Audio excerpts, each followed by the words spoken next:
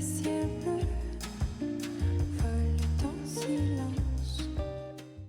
You know how you know you're bossy? You know how you know you're bossy? You know you're bossy when someone comes up with a list of your rules, So this video is all about fashion rules that I have shared with the women in my Ageless Style program. They decided just for fun to start a group chat where they share mantras, edicts, style tips, and style rules that I have shared with them over the months or years that they've been in the program. And many of them I've shared here on YouTube and that have come to be synonymous with me, right? These are Nada's fashion rules as collected by the members of my Ageless Style program. So welcome. If you're new here, my name is Nada. I'm a personal stylist. My whole focus is on helping women over 50 build effortless, stylish wardrobes that help them look and feel beautiful and confident every day. I also do that through my Ageless Style program where I have cheered over 5,000 women on to confident everyday style. And I always have a Closet Confidence Workshop series right around the corner. So if you have not joined one of them yet, they are truly transformative and absolutely free. So definitely comment closet in the comment section and I will send you the link to sign up for that. So let's get into it. Nada's fashion rules. I decided to share only 10 rules today because I'm trying to keep these videos under 2 hours long.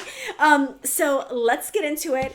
And I want to know which one of these resonates the most with you and share that in the comments below. Okay, the first rule is don't point where you don't want someone to look. Don't point where you don't want someone to look, right? So what does that mean? It means don't draw attention to the areas of your body or your face or whatever that are not your favorite. Like we have the power and the ability through our style to really point the eye and direct the eye where we want it. So details, whether they're necklines, like where a neckline ends or where a hemline ends or where a sleeve length ends or a button or a belt or an embellishment of some kind. Any of those details are going to pull the eye to that spot, which is great if you're comfortable with that. And if you're not comfortable with it, just know that you can redirect the eye and you know, have it look anywhere you want by the details that you're adding to the outfit or the details that are inherent in an item. So don't point where you don't want someone to look. Don't draw attention to the parts of your body or the parts of your face that maybe you'd rather downplay. Along the same lines, don't put a lot of detail where you don't have a lot of space. So if you have shorter legs, maybe you're not going to wear the most billowy palazzo pants. If you've got a shorter torso like I do, maybe you're not going to have a lot of fun with a ton of embellishments in the torso area, maybe a huge oversized belt or a big bow in that area is just not going to be my best friend because of my shorter torso. I don't have a lot of room to play with there, so I'm not going to do a lot there. So have fun in the areas where you have the most space and keep it simple in the areas where you're smallest or where you have less space. So that's kind of along the same lines, but really don't point where you don't want someone to look and don't fill in the gaps a lot in areas where you're lacking a little bit in space. Okay.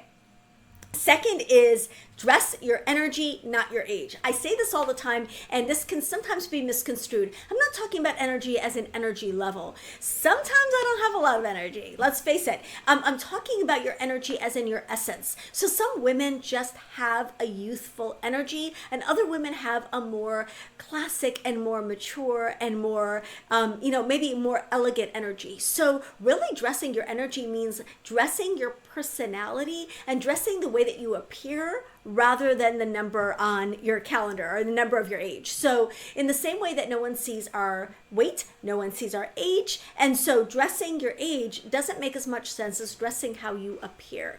So if people always think that you're younger than you are, or you appear younger, or you have a more youthful energy, then there's nothing wrong with dressing like you're in your 40s, if you're in your 50s or 60s, if you truly harmonize better with clothing that looks like it belongs on a woman in her 40s. And I'm using these terms loosely, but because there aren't specific clothes, obviously, for your 40s or your 50s or your 60s. But dressing how you appear to be and not just the number that you actually are is really important.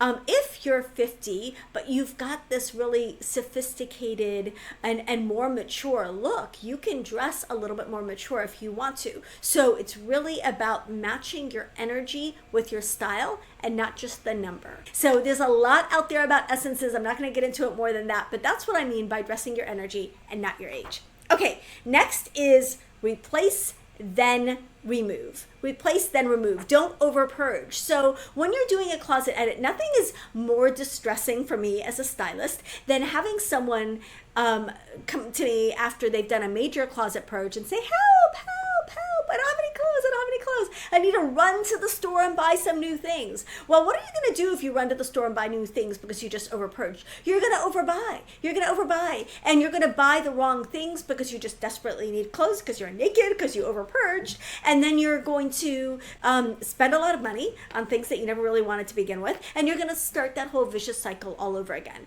So over purging, either because you've just decided suddenly you're a minimalist after all these years, or because you just don't like anything, or whatever reason, if you over purge on a whim and you get rid of items that you're genuinely wearing right now and fill a need in your wardrobe right now, if you get rid of your go-to items, for example, if you wear a lot of, if you wear black pants a lot and you get rid of all of your black pants, you're going to have a problem with getting dressed every single day, and you don't want that. So instead, get a new pair of black pants and then get rid of the old pair of black pants, right? Replace first, then remove from your closet. Do not over purge. I recommend assigning a 1, 2, or 3 to the items in your closet. So a 1 means absolutely, definitely, I'm going to keep this. It's definitely going to stay. A 3, what's it doing here? Why is this still in my closet? The 2 items are the in-between items that we're on the fence about and that we often hem and haw and struggle with. Those are the items that I recommend either going through daily by trying them on and starting to put them in regular rotation and circulation and see if you like them and you want to keep them, or putting those aside, putting them in a bin and revisiting them later. So you do not want to over purge and then end up buying all the same stuff all over again.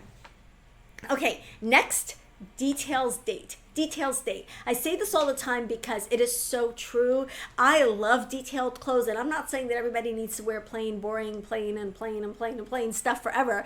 I'm just saying that the more you've got going on in an item, the more likely it is to go out of style. So this is true of every item. If you're making an investment in something, you want it to be as timeless as possible.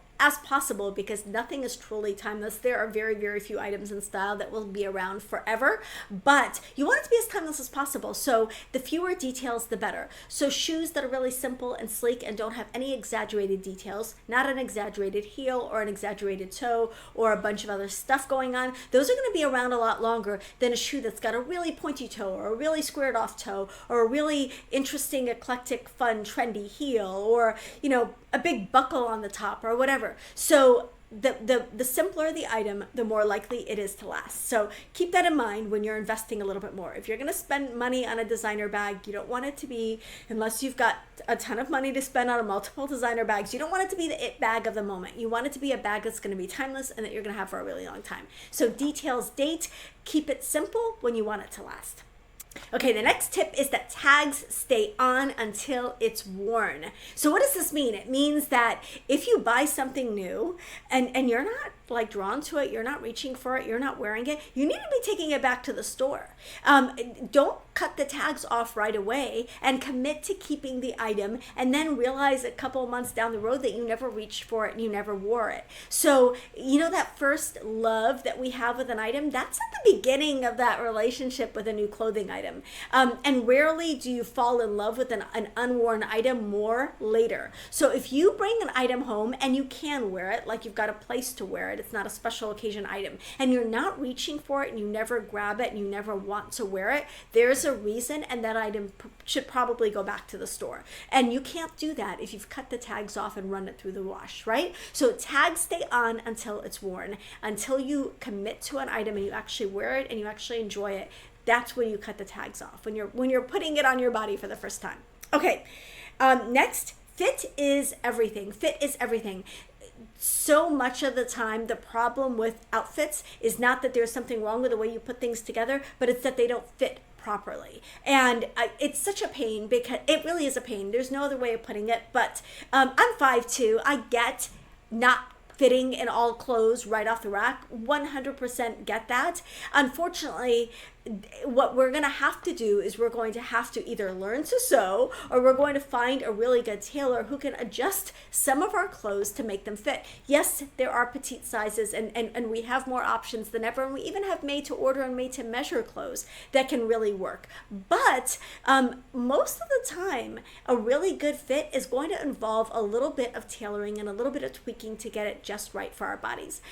We don't all look alike. Even all size 12 women don't all look like all other size 12 women. So we're going to have, details in our bodies and our unique shape that's going to make some clothes fit better than others. And fit is everything.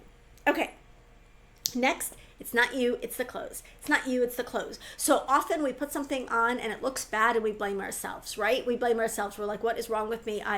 This should look really, really cute on me, and it doesn't, and it must be my body. It must be just me, whatever. And I will tell you, that is, about as logical for us to do to ourselves as trying something, tasting something and saying, I don't like the way that tastes. It must be me. I'm awful because I don't like whatever. So rather than blaming yourself for clothes not fitting you or clothes not being flattering on you, recognize that we are all square pegs trying to fit into round holes. We're all square pegs trying to fit into round holes. Like, there is no, it's almost like finding a needle in a haystack when you really do find something that suits you. And so expect things to not work, and recognize that when they do work, that's the pleasant surprise that you're looking for. So it's never you, it's the clothes. The clothes were made by someone who has never seen you and was not making clothes specifically for you. So we shouldn't be surprised, and we definitely shouldn't be beating ourselves up if something that we put on just doesn't work. So it's never you. You're beautiful. The clothes sometimes have a problem, or at least the clothes were designed for a different person. Okay, next, buy it when you find it, not when you need it. Oh my goodness, this is so true. This is so true. I have bought evening gowns on sale, on clearance at Neiman Marcus last call in July when I had no event to go to, and hung them in my closet for the next big event. When something comes up on your calendar and you're scrambling to find something for it, that you're going to overspend, and you're often going to end up either wearing something that someone else is wearing or not really being thrilled with your purchase to begin with. If you buy that cocktail dress in your size when it goes on sale, if you buy that perfect black skirt or a great pair of black pants or a great pair of snow boots, even if it's not snowing, if you buy those pieces that you're going to need down the road, but you buy them when you find them and when they show up, that's like a gift. That's a gift. To buy that item, you will use it and you will wear it later. Because my encouragement is always to not shop for events, but to shop your closet. Shop your closet. So when something comes up, whether it's a wedding or a funeral or a cocktail party, you want to be able to go into your closet and find something in that closet that's going to suit that event. You do not want to have to go to a store for every single thing that comes up. As a hot shopper and someone who loves to shop, I would rather see you build a wardrobe with your shopping trips than to buy those one-off items that you're often looking for special events on your shopping trips. You want those items to be hanging in your closet. So buy it when you find it, not when you need it. Next, prints should not be bigger than the palm of your hand. Prints should not be bigger than the palm of your hand. So when you're looking at choosing a flattering print for your body, I've done so many videos on prints, and I feel really strongly I have all these opinions about prints, and I probably maybe should do a 10 tips about prints video. But truly, prints should not be larger than the palm of your hand if you want them to be the right scale for your body. So something to keep in mind, big splashy prints are always coming for us, right? They're always coming. They're always in the stores. They're often plastered on bathing suits or on billowy tunics that are designed for women over 50. And we want to be able to pick out the prints that are modern, but also that are going to flatter us and work with the scale and the proportion of our bodies. So an easy way to do that is to look at the palm of your hand, look at the major motif, the floral or the dot or whatever that's in the print, and make sure that it's not bigger than the palm of your hand. Okay, the final tip, and I think this is a fun one, is that every outfit can be improved by leopard shoes. Now, I dare you, I challenge you to find an outfit that does not look better with a pair of leopard shoes. I will wait. I'll wait. Go find an outfit and just ask yourself, would this be cuter with leopard shoes? The answer, 99.9% of the time, is yes. Yes, it would look cuter with leopard shoes. Now, if you're not a leopard shoe person, I can't help you here. I will say, though, that a statement shoe or an interesting shoe is often the little missing piece that can make an outfit more interesting. And so if you're not into leopard, maybe you're into zebra. Maybe you're into python. If you're not into animal prints, I don't even know why we're having this conversation now. If you maybe it's a stripe or a plaid, like just an interesting shoe with maybe an interesting texture, an interesting pattern can really add a lot to an outfit. So sometimes a statement shoe is just that finishing touch that an outfit needs. Okay, so that's it. 10 of Nada's bossy style rules as compiled by the women in my Ageless Style Program. If you want to know how to join these women and really work with me over the course of a year to really build a wardrobe and a style that you love, it includes comprehensive personal styling services like getting me as your personal stylist for the year, as well as an amazing group of fun and intelligent and interesting women who are all on that same journey with you. If you're interested in that, definitely check the description box below. I always have information about the Ageless Style Program in there, and I would love to have you. So thank you for staying to the end of this video. I want to know which of these style tips resonated the most with you, and which one you're going to maybe incorporate into your own wardrobe. Thanks again. Don't forget to like this video if you liked it, and don't forget to subscribe so we can keep hanging out. I'll see you in the next one.